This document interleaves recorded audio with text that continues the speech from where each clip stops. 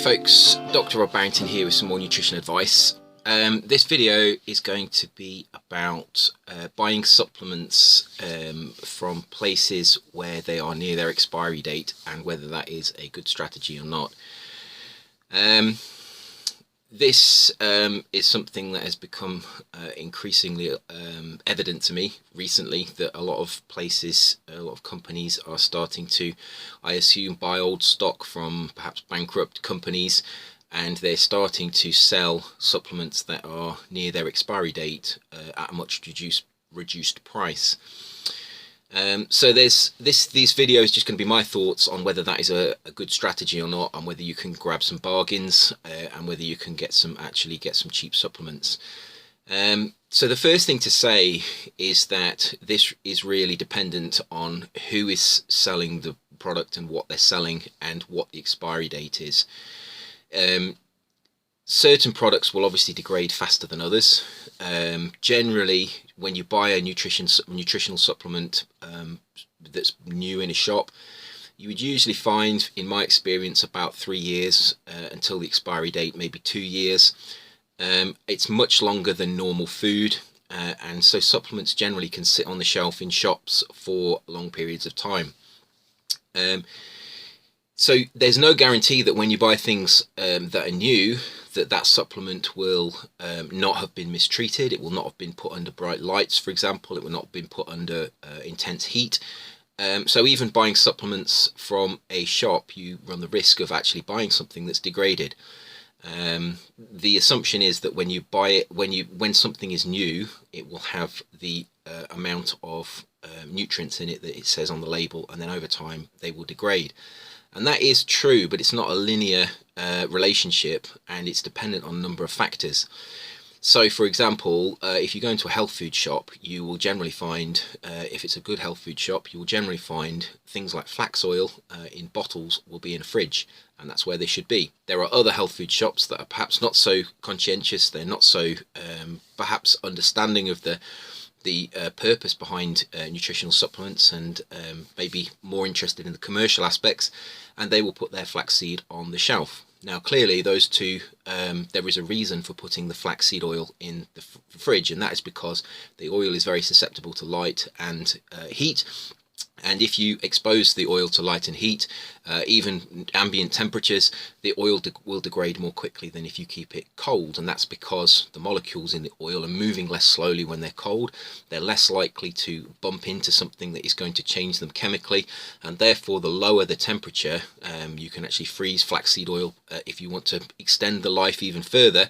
So therefore, those two shops, as an illustration, you could buy a near to expiry date bottle of flaxseed oil from one of the shops that keeps them in a fridge, and you could buy the same product from a shop that keeps them on the shelf, and clearly you would not be getting the same product if that product had been in the shop for a year or 6 months or whatever. So that's the first thing to consider, is that it's very difficult to tell. There is a risk in this, and there is a certain amount of understanding of the fact that you will never really know unless you know where that shop is and you know how they've stored those vitamins. So that's the first thing to say. The second thing to say is it really depends on the supplement. I would be more happy buying certain supplements than other supplements. So, for example, flaxseed oil is very likely to degrade in heat and light. Fish oils, very likely to degrade in heat and light. Vitamin E, again, because it's an oil, even though it's in a capsule, usually more likely to degrade in heat and light. However, if you have the vitamin E in the powdered form, which you can see my previous video from the last week, if you see that video, you'll see that the powdered form is far more stable. So therefore, buying vitamin E in the tocopherol form, the oil form, is going to provide you with more chance of having a degraded product than if you buy it in the tocopherol form, which is the powder, because the powder is much more stable.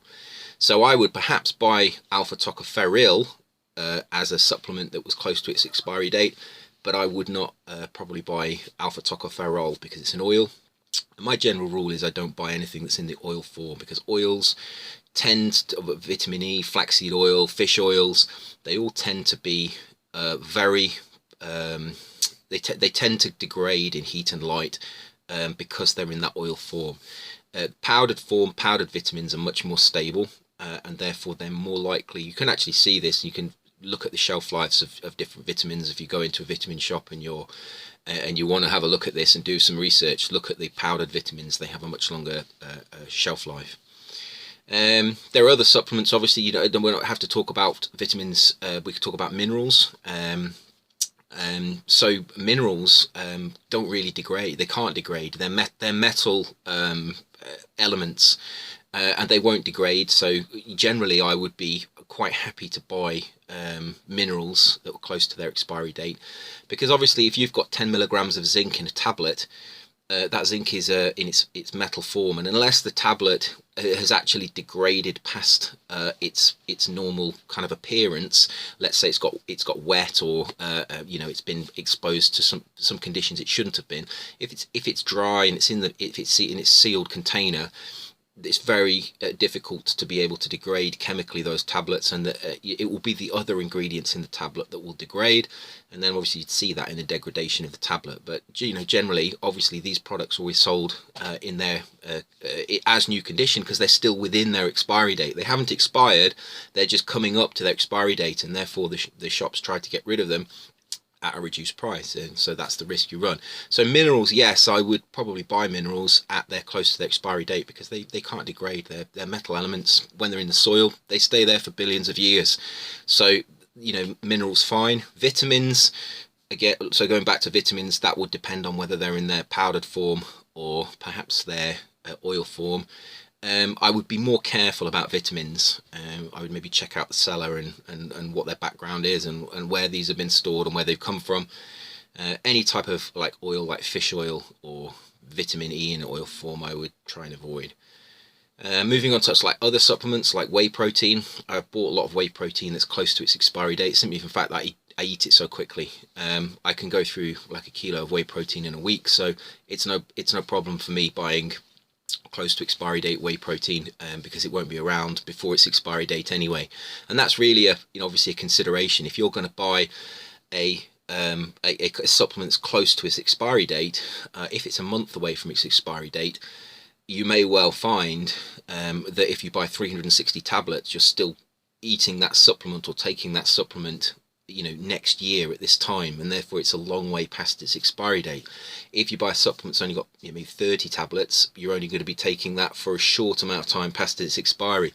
And remember, the expiry date, and this is based on UK law, the expiry date on a food should be the date upon which the food is still safe to sell and safe to eat.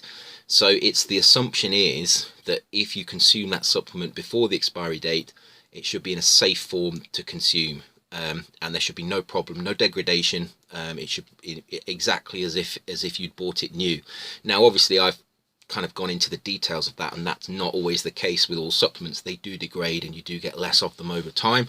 And obviously, the difficulty with things like fish oils and flaxseed oil is that when they degrade, they actually produce harmful products. The free radicals they produce are quite damaging to the body.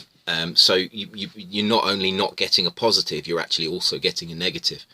So that's something else to consider. So something like whey protein that you might consume rather rapidly, there's no problem for me buying that a week before the expiry date. I'd be quite happy to do that.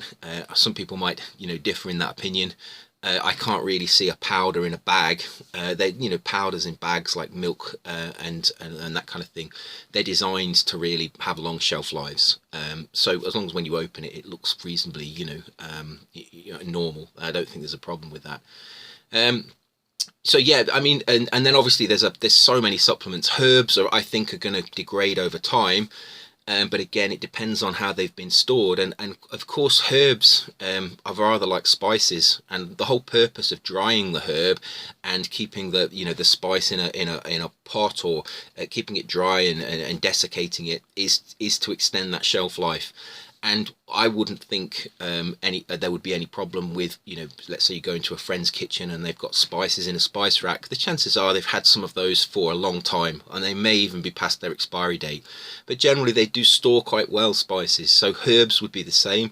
Herbs is just a different name for plants. When they're used in a culinary sense, we tend to call them spices. When we tend to take them medicinally, we tend to call them herbs. They're just chopped up plants that basically are dried, desiccated, and either in a capsule or a pot. They're effectively the same. Of course, they will degrade over time, but again, that is another supplement that I would consider consuming close to expiry date and even past its expiry date. I would say that they are reasonably stable as long as when you get them, they've been kept dry and they're in their sealed container. I would say that that would be perfectly acceptable as well. So there's like an overview of whether you can grab some bargains, and of course the price goes down as you get closer to the expiry date, and that's obvious because you're taking more of a risk. Would I buy supplements that are past their expiry date? I would take each on a case by case basis, but things like whey protein, if it was only a few weeks past their expiry date and it was cheap enough, I'd probably take a risk on it. There are some people that maybe have a lot of money that don't need to do this. There are some people that perhaps have less money and they want to take more supplements, but they don't have the extra money. So this is a good way of taking sometimes some quite expensive supplements in a much kind of cheaper form. A good example would be something like phosphatidylserine, which is quite an expensive supplement. You might end up paying, let's say about £20 for about 60 tablets of a kind of a medium dose. So it's not a really expensive supplement, but it's reasonably expensive. You would notice that, and you probably have to take 1 or 2 capsules a day. So you're probably only getting a month or 6 weeks supply there. So that's £20. It's quite a reasonably expensive supplement. You can find online, particularly on eBay, people selling phosphatidylserine close to its expiry date. Whether that's worth it, it probably depends on the form that you find. Phosphatidylserine can be in its oil form in a capsule, or it can be in a powdered form, or it can be in a kind of a mixture of the two. So yeah, taking the powdered form, it would probably be fine. I wouldn't want to say it was, but again, obviously, like I say, legally, if it's before its expiry date, it should be absolutely fine and safe to take. It's only after the expiry date that you would have a problem. So, you can get some quite expensive supplements quite cheap if you have a look around. It is quite a good way sometimes to buy supplements, and the tactic I use is I tend to go around, look at supplements, and when I see things that are cheap or they're reduced, I consider buying 2 or 3 of them to tide me over, to try and cut down obviously the supplement bill, because it can mount up. You can end up spending quite a lot of money on supplements, and I've always tried to spend my money really on my food rather than my supplements. So that's the way I kind of look at it. But yeah, you can find things that are cheap. It is a good way sometimes to find those bargains, but you've got to be careful and you've got to know what you're doing. My overall advice would be, if you're not sure, just leave it. And that's the same for everything. If you're never sure about something, do nothing. That's always seen me through life. When you've got that, you've got that kind of dilemma in your brain, you're not entirely sure. If there's any error, if there's any kind of doubt in your mind, I would suggest do nothing, and don't make the purchase, and that would probably be the safest way of doing it. But yeah, if you know what you're doing and you know where the supplement's been and you know it's a good supplement and you think you're gonna be able to consume it quickly, then there's a really good way of buying some cheap supplements. So I hope you found that interesting. As always, eat well, stay healthy, and protect yourself, and I will see you soon for another video. Take care.